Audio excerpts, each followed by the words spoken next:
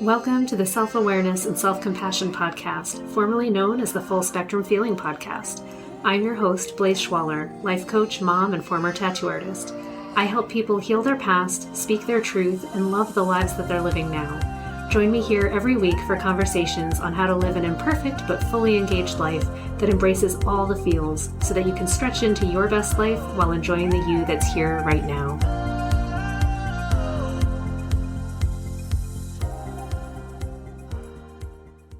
Hello, everybody.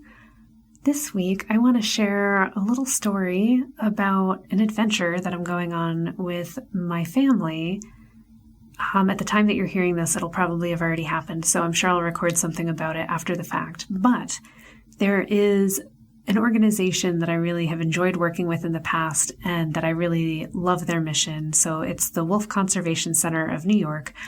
They are a rehabilitation program and a reintroduction program for Mexican wolves, red wolves, and they have a breeding program where when they have pups, sometimes one of their pups is transported out into the wild and joins a wild pack, trying to get the genetic diversity back up and keep these species going.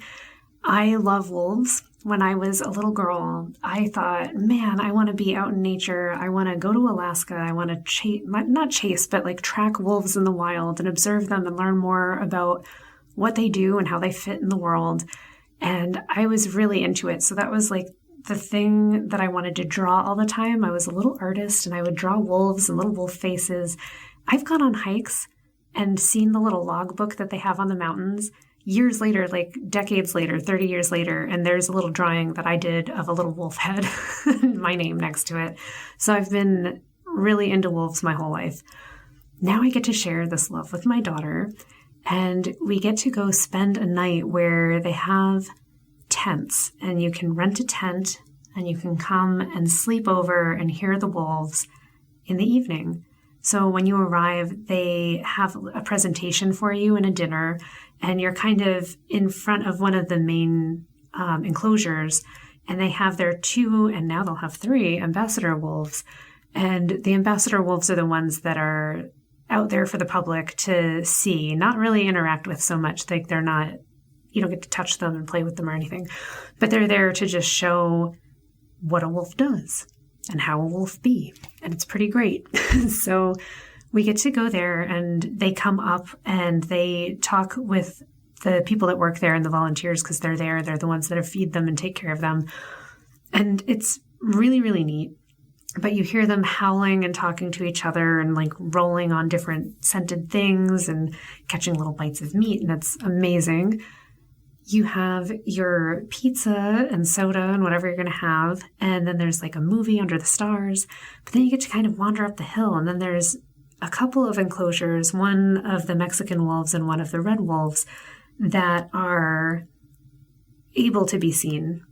They tend not to be, I think, the breeding couples that are going to be reintroduced into the wild because those ones, they're trying to have as little interaction with people as possible and keep them as wild as possible. So I truly respect that. But it's so neat because at night you can hear them howling. And it's amazing to me the different quality and the timbre of a wolf's howl. One, from individual to individual, but from species to species. So I learned on my last visit that it's the Mexican wolf's howl that I love the most. It's haunting and deeper and really, really neat. I loved it. So last year we went on this adventure and my husband and I went and we brought my daughter and she got to raise her hand and ask a ton of questions about wolves. She made a friend with someone else that was camping. We got to go up in the middle of the night and, you know, as the sun's going down, hear the wolves howling and some of them would come a little bit closer to the fence barriers and you could see them and it was just the coolest experience ever. So my child heart is like, ooh, I'm so happy, so fulfilled. My daughter loved it. And then you have like a little bonfire down the hill and you can have your s'mores and chat with other people and ask more questions. And then you sleep in the tents and you're actually falling asleep to wolf howls and owl hoots. And it's just, you're in it. It's amazing. Then you wake up to that as well. So as the sun comes up, like they're howling, you wake up and then have a breakfast and then you say goodbye and off you go. So she had such an amazing time last year and felt such a connection with wolves. And as her parent, like, it just made my heart soar. And I thought, man, we're going to do it again. So I signed up this year, and I'm excited because I get to take my nephew and my brother, and they've never been. And yeah, they've never experienced something like this before. So I think it's going to be fun. I'm finding it fascinating how my daughter is excited to share it with them, because she gets to be, even though she's so young, so this is like her birthday present. She's going to be 7, so as a 6-year-old, to lord knowledge of wildlife over other people. She's very excited about this, to be like, I will tell them about how the wolves eat and the amount of pressure they have in their jaws to like eat through a deer and how fast they can run. So she knows all the facts and she's very excited. And then I found out this past month that they are adopting another ambassador wolf. So last year, just before we had gone, Zephyr, one of their wolves that I had actually met and got to interact with when he was just a pup, that they are adopting a new one. So Zephyr had died, and that was very sad. I think he had, what did he have? I think he had myasthenia gravis, which sucks. And he did not live as long as his sister. So his sister is still there, Alewa, and Nakai is there as well. And they have their different personalities, but now they're bringing in a pup who is, I think at this moment, probably only a month old or less. And they're going to have people coming out to initially socialize him so that he's not afraid of people and can be available for the presentation. So I think the way they do it is that pup will be in his own enclosure next to the big one that everybody gets to witness, and the movies are near that one. And eventually they'll integrate and become their own little pack. And that'll be really cool. So I'm excited that we'll get to witness, new blood, new life, another little pup. So the ambassador wolves are timber wolves. They're not the Mexican wolves or the red wolves. And it doesn't matter. I think it's amazing.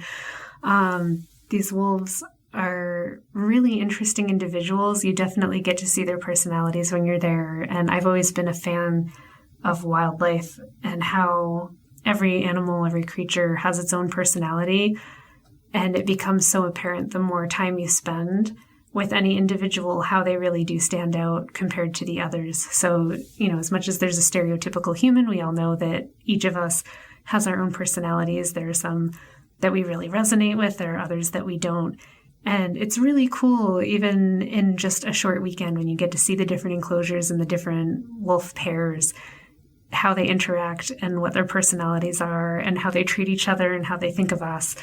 I just love observing that stuff. And I really have been enjoying the spark of that observation spirit in my daughter. And also it's cool to spend some time outdoors when the outdoors is good. So I'm hopeful that this coming weekend will be warm-ish, but not too warm and not so freezing overnight that we'll need, to freeze. So I think we've spent a good weekend. I think I planned for a good one. I'm looking forward to sharing the results of that with you in a future episode. I want to say also that in the past, working with this organization, Atka was a really special wolf that they had back in the day. And he not only liked people, but liked cars and travel. And they were able to bring him, to the White House, out to like different gardens. He would do amazing events where they would be able to come out and do a presentation on wolves and the ecosystem and their importance in nature and balancing like entire ecosystems so that they're more healthy. And he was there as this amazing presence to make that impact and help people realize that they might like or care about wolves, this natural predator. I mean, historically, we have not been kind to predators in this country.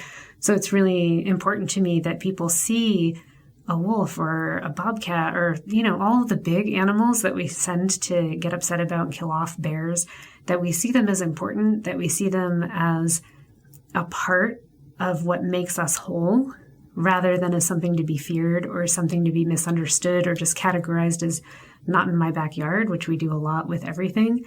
But I think a lot of that is because we don't have enough education about stuff. We're not exposed to enough things, and we don't have a perspective that lets us think, oh, there's something important or special here. There's something that I might personally like or appreciate. And I think once we have that experience of liking or appreciating something, it's a lot harder to ignore when that something is getting trampled or wounded or neglected. It just sparks our desire to protect. So I've worked with Atka in the past, and he was an amazing wolf.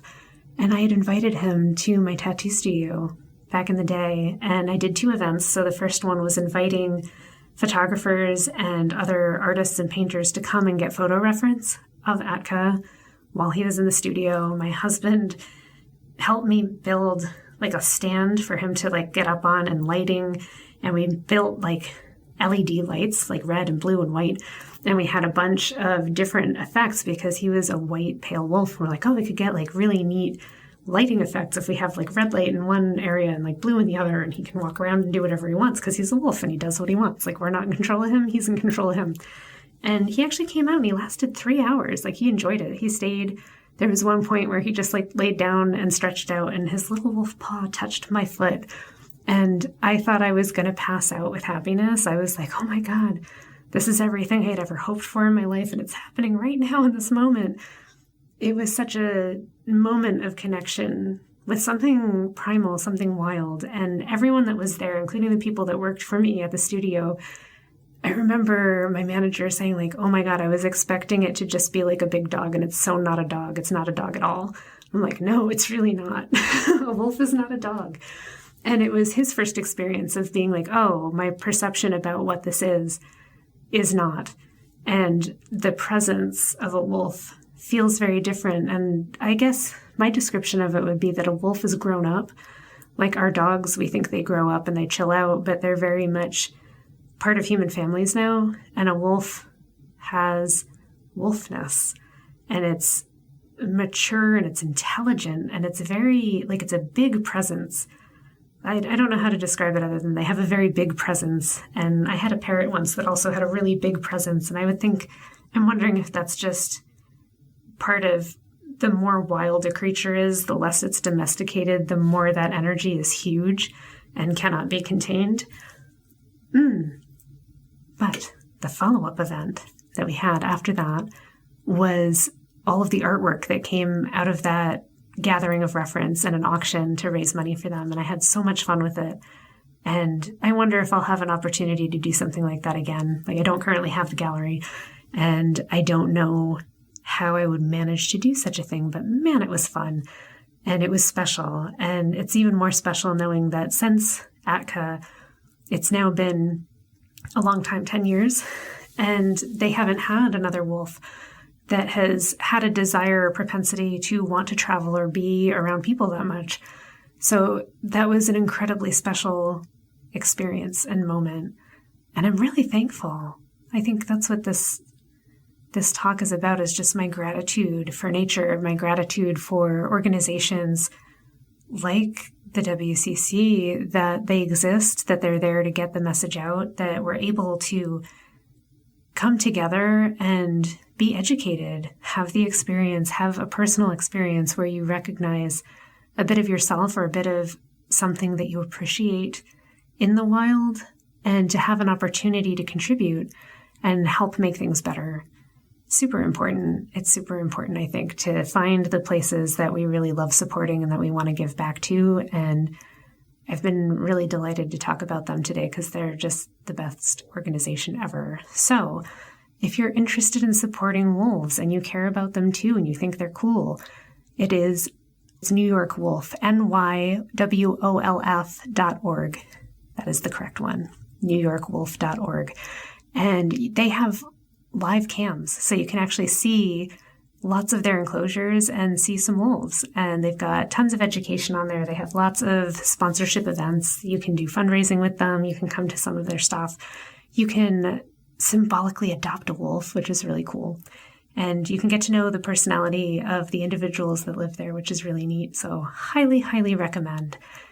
Thank you for, going on this little journey of memory with me and giving me the opportunity to share my appreciation for wolves, for the wild, for ecosystems, and how important it is to have all of the species in the areas that they're supposed to live, and how much fuller and more awesome our lives are when life is like that. Yes, good stuff. If you have an organization that you think is awesome and you want me to give a shout out to, hit me up. Leave a comment, send me an email, give me some love, like and subscribe, all the things.